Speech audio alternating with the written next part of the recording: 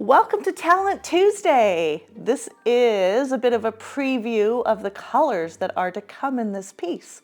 And we have a very special guest joining Marie Louise and myself.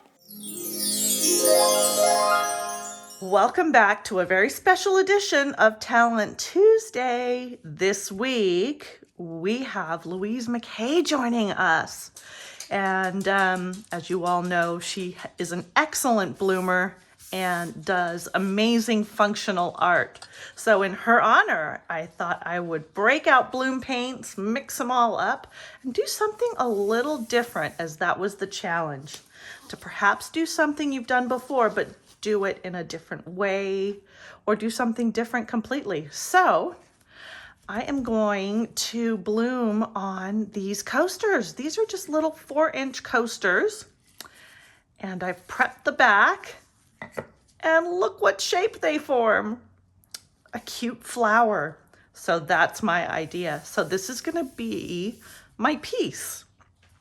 And I've done one similar to this in the past, but it was a dustpan pour. And it was not in this shape. So I figured, let's bloom, see if I can create a little flower on these. That's the idea. So what I have to tell myself is, think small, Kim, think small, because I'm going to want to put too much on of everything. So my colors, I'm going to go through them very quickly. Master's Touch, Naples Yellow. This is going to be basically my the base paint that goes over my pillow paint. So again, Master's Touch, Naples Yellow. This is Arteza, light sap green. This is TLP Parakeet. I am totally into the spring colors. Artist Loft, Naples Yellow. Then I have TLP Bird of Paradise. Look at this beautiful color. Followed by Liquitex Cadmium Red Medium Hue. And then I have Krystal Lemon Yellow. The Krystal is the name brand. And last but certainly not least, Artist Loft Green Yellow. So let's get down to it. I've got my pillow paint over here. By the way, when this is all together, it's 11 inches from side to side. I'm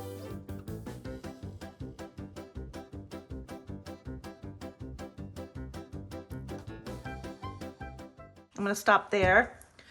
Let's get to layering this.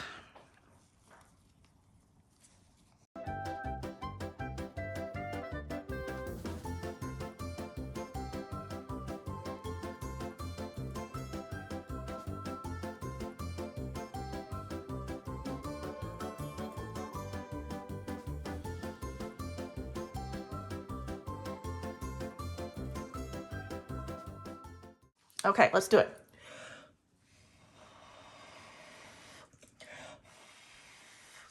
By the way, Louise has excellent videos on the art of the blow. Check out her channel. Here I go using the hairdryer, and let me tell you, it was a struggle.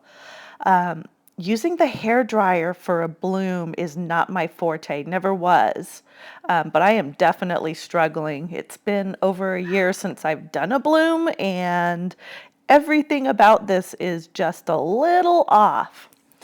But I think the end result speaks for itself. Not a great bloom, but a gorgeous piece. And you'll see here in a second, my big head gets in the way because I give up on that darn hairdryer and just use my mouth to blow it out as much as possible. So stay tuned and watch to see how I turn this mess into something that's not too bad at all. Not making me too happy.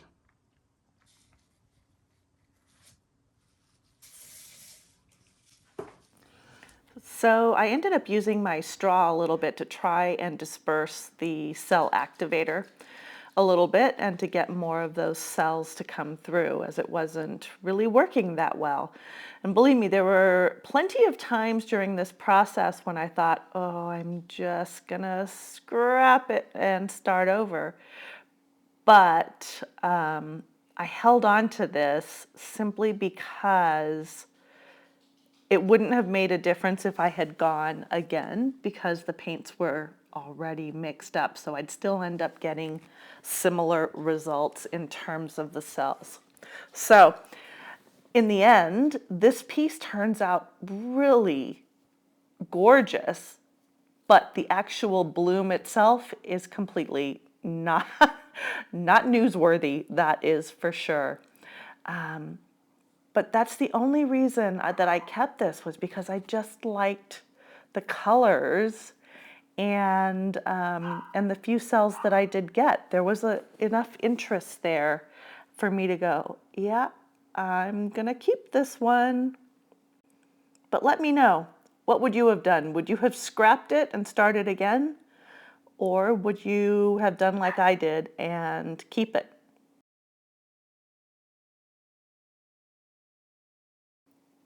And because time is of the essence, I am going to cut out a lot of the spinning, and then I will come back to you towards the end.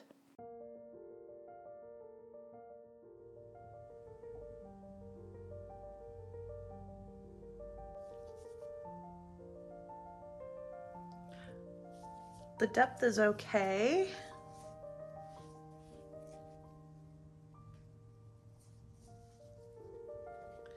I don't know, I kind of like it.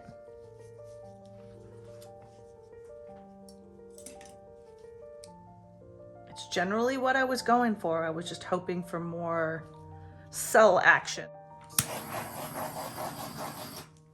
I'm gonna clean this up, and then I'll bring you in for a close-up. Be right back. And now I have to take it apart. So I'm gonna put this part on fast forward while I scoop these up, clean off the edges, and transport them to their place to dry.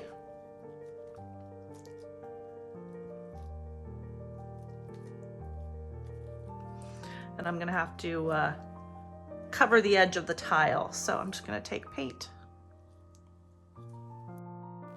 As I'm scooping up these pieces and moving them to the new location, I am making sure to orient them in exactly the same way in their new area so they dry, and so that I don't screw up which pieces go where.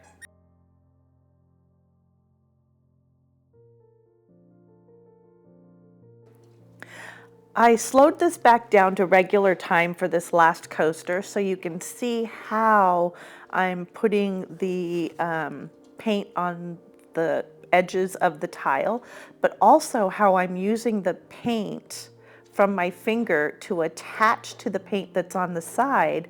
And by rolling my finger, I am dragging that paint over the side. So it's helping to just extend the color and make it seem more natural, like it's flowing over the edge of the coaster. And that's what I did with all the others too, where they were joined to one another.